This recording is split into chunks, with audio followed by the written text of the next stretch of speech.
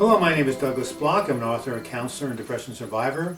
Welcome to your Depression Recovery channel, where each week we talk about practical tools and coping strategies for healing from depression and anxiety. The title of today's video is, What if you're depressed but you're also an alcoholic or an addict? Interesting question, but before we start, of course, we have to begin with our joke. And before I start the joke, I want to do a little bit of a definition about what an agnostic is. An atheist is someone who doesn't believe in God. An agnostic is someone who says, well, maybe yes, maybe no, there's doubt. So here's the joke. Did you hear about the agnostic dyslexic insomniac? He lay awake all night asking himself, is there a dog? What do you think, Anne? Pretty good? That's great. Okay. Anyway, as I said, the title of this video is What If You're Depressed and Also an Alcoholic or an Addict? And those of you who saw my recent video called I'm Sick and Tired of Being in Recovery know that mental health recovery is a lifelong struggle. But what if you're depressed, but you're also dealing with alcoholism or addiction? Man, that's double trouble. What do you do then? Well, I see it very often because of the people who come to our groups who are dealing with these dual disorders. Well, there is good news, and that is many of the techniques and tools that we talk about on this channel to heal from depression and anxiety also can be transferred to healing from depression, well, not depression, but alcoholism and addiction. And to help understand this connection between the two, I've invited my good friend Anne from the Tuesday group to join us on this channel. Great to be here today. Nice to see you. So let's start out with understanding you suffer from bipolar disorder and from alcoholism, right? That is correct. So let's talk about bipolar disorder, which for those of videos who haven't seen my my video on that subject represents there's two poles, the depressed down pole and the up manic pole. Mm-hmm. And when were you first diagnosed with this? It was about 4 or 5 years ago at the hospital after having a really, really, really low episode. You were depressed and you were hospitalized for it. That's true. It often happens. That does. I'm a veteran. Yeah. All right, so you got this diagnosis, and as I said, there's the highs and the lows, but the lows have been more difficult for you, right? Definitely. And how has it interfered with your ability to work and to love, which is what Sigmund Freud calls the two pillars of mental health? I know that when you've been in this group, you've been down for 3 or 4 or 5 days at a time, right? You become immobilized, don't you? Yeah, absolutely debilitated. Debilitated. You can't get up, you can't take a shower, you can't leave the house. That's pretty and you've missed bad. work as a result. Yeah. And you've lost some jobs. I've lost 4 jobs because of dark episodes. So this is definitely a serious matter. Yeah. And what about your impact of the depression on your relationships, like your relationship with your partner? It's very, very difficult situation because I feel a lot of shame about the low episodes, and I search for encouragement, and that's not always there because most people that don't have this don't understand. Yeah. So then on the backdrop of dealing with this, long-term bipolar disorder, with depression being the major problem, mm-hmm. you've also struggled with alcoholism. That is true. And when did you first start drinking, in serious? I mean, everybody kind of has high school, they have a beer or wine or whatever. When did it first become a problem? Well, honestly, I held off until I was about 18, but when the alcoholism started to really progress, that was in my 20s, probably age 21 to when I got sober when I was 31. And what did the alcohol do for you? Because, I couldn't become an alcoholic because when I drink wine or beer, I just go to sleep. It just acts like a major sedative. But you felt something different. Yeah, I felt like this is the way I'm supposed to feel. I can't imagine not feeling like this every day for the rest of my life. So not obviously the opposite of depressed, right? Yeah, it wasn't necessarily euphoria, but it was just normalcy. It was like, this feels like me. Okay. Yeah. And if it you weren't drinking, then how did you feel? Like something was really missing. Okay. Yeah. So that was the missing piece. Yeah, the solution. Yeah. Right, but unfortunately, there were certain consequences. You and I've discussed before about your. Well, I think you said you would lie when you were not dealing with alcohol. Secrecy was huge. Secrecy, right? Hiding and lying and even lying to myself, being in denial. Right, and you also told me you did some like irresponsible behavior. Absolutely, yeah. Like spending money. Yeah, reckless behavior, casual relationships, emptying out my savings, just. Right. You know what's really interesting? One of the cardinal symptoms of mania mm-hmm. is the same thing. Totally, yeah. Overspending, casual relationships. So maybe the alcohol kind of put you in a manic phase. I believe so. And even though you weren't euphoric, you just felt good. I was very and energized. Energized, Yeah. right? And so I think it probably triggered. I think the two interacted in a really negative way. Yeah. I think that's It right. made it brought out your mania, which of course was destructive. Yeah. Oh. Okay, so we've now established the fact you've been dealing with depression and you've been dealing with alcoholism. So let's turn to the three pillars of mental health recovery that I discovered years ago, and 20 years ago when I was suffering from depression. I'll turn to the audience right now and describe them. Pillar number 1, set the intention to heal. Pillar number 2, reach out for support. And pillar number 3, treat your symptoms using a combination of mutually supportive therapies. So, pillar number 1 is set the intention to heal. What I mean by that, and is, as you know from having my book, being in my group, it's, decide you want to get better. Exactly. State your intention to heal, even if you don't know how it's going to happen. Have Yeah. the sincere desire to get well. Now, when we talk about alcoholism, I think the only requirement for going to an AA meeting is a sincere desire to stop drinking. Exactly. Very simple. Yeah. You don't want to be depressed, you don't want to drink. But with alcoholism, a lot of times people are in denial. They don't come to that decision. That's true. So how did you come to the decision that you wanted to stop drinking and you wanted to change your behavior in that respect? What was the, I don't know if it's the bottom, but what was it that got to that point?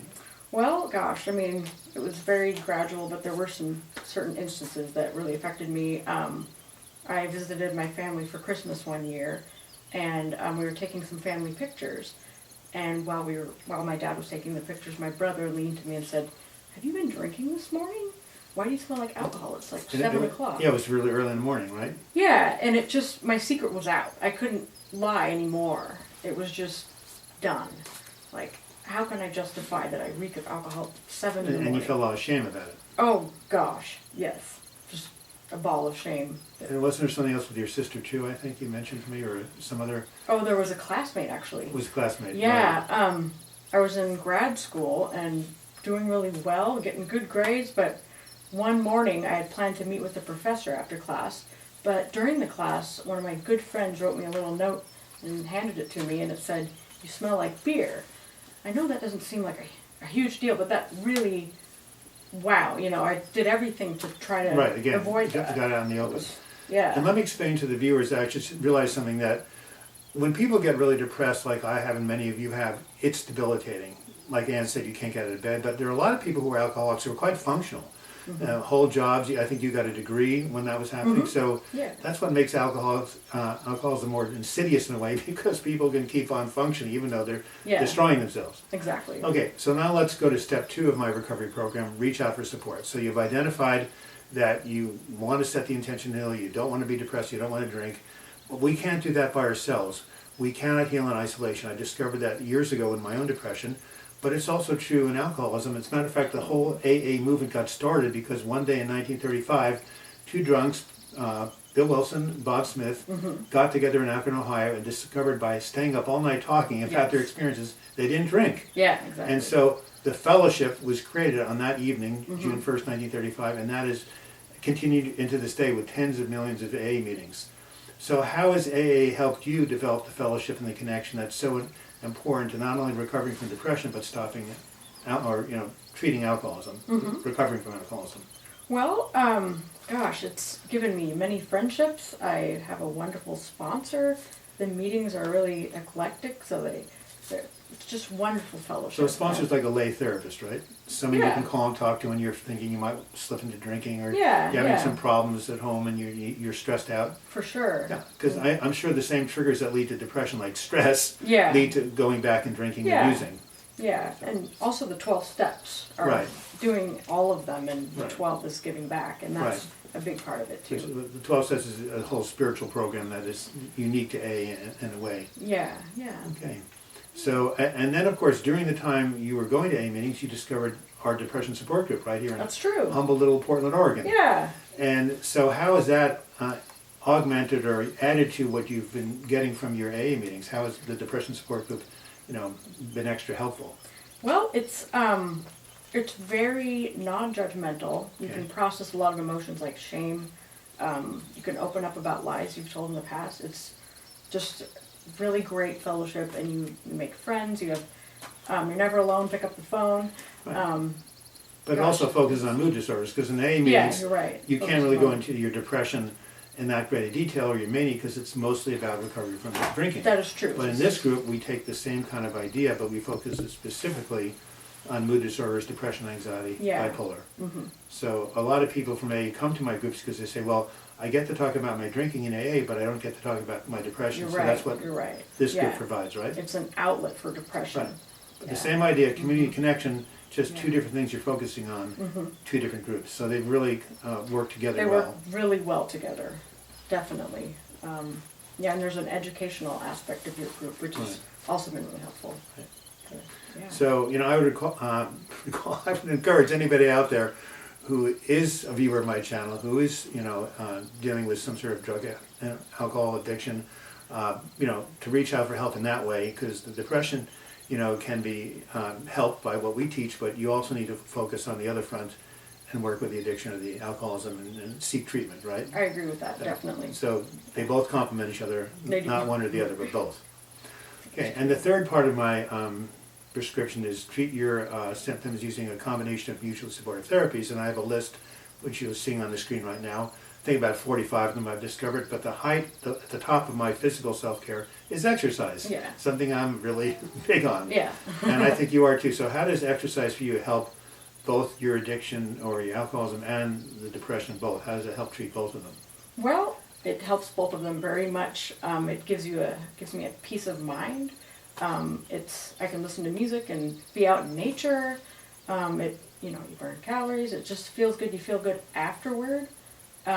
Sometimes it's hard to get started, but once you get past that tough place, it's really enjoyable. And so you feel pleasure. Yeah, my mood is And increased. you also then feel less likely to reach for a drink when you're in that good a mood? Absolutely, yes. So again, it's the same strategy can be used for each. I would say so, yeah. And there's a lot of other things on that list, which I know you have benefited from. One of the things I talk about under physical self-care is medication. And like myself, you're on what, antidepressant, right? Yeah, and a mood stabilizer. Right, Lexapro. And in fact, since you started taking the Lexapro about a year ago, the down dips have really decreased, if not gone away. That is so correct. Right. Yes. So, but there is a lot of, in some circles of Alcoholics Anonymous, there's a kind of a belief that no, you shouldn't take medication as kind of a drug, even if it's psychiatric. And what would you tell the viewers that if you can stare at the camera and say, anybody out there who is dealing with addiction thinks it's not okay to take psych meds? What would you say? It's definitely a big controversy, but it's very helpful for some people, and it helps them stay sober. And I think for me, it's very helpful. So to each his own. I mean, we could spend another hour covering all the different things that work for both conditions, but one thing I want to touch on before we leave is the spiritual component. Yeah. I was healed in 96, 97 of an intractable depressive illness through a prayer circle in a church I belonged to, and I'm convinced it was some sort of divine grace that stepped in and helped me, and the whole 12 steps is based on spirituality. So just in a nutshell, how has spirituality been a part of your recovery from alcoholism and maybe even depression too? Well, I don't believe that the obsession for alcohol, the mental and physical obsession, could have been lifted by myself. It felt very spiritual, and it's gone. And during my dark episodes when I pray, I don't feel alone anymore. I feel comforted, and it seems to help, and I do believe. So the second step of the 12 steps is turning your life over to your higher power, right? Yes. As you understand that higher power. So you have surrendered. Oh, absolutely. And it's through that surrender that you've gotten the kind of peace and freedom from that obsession. Yeah. Isn't that amazing? It's amazing. There's a third step prayer that is very powerful, and I say it every day. So. And what is that third step prayer? Oh, I said second step. It was third step. The second step is that there is a power greater than yourself, right? That's true. The third step. Hey guys, I only drank twice in my life, so give me a break. Anyway, no. So the third step is turning your will and your life over to the care of your higher power, and that's the step that makes the difference. For I would say so. Many people. Yeah, I just did this with my sponsee the other day, and it was really wonderful. Yeah. So now that you're actually sponsoring somebody else, so you're taking the wisdom and the pain that you've gone through and using it to help another person, as I'm trying to do with my depression recovery channel right here on YouTube, and also the groups I run. So we're both in the same position, both struggling with a insidious condition. Yeah. We're both in recovery. Yeah. And we're never cured.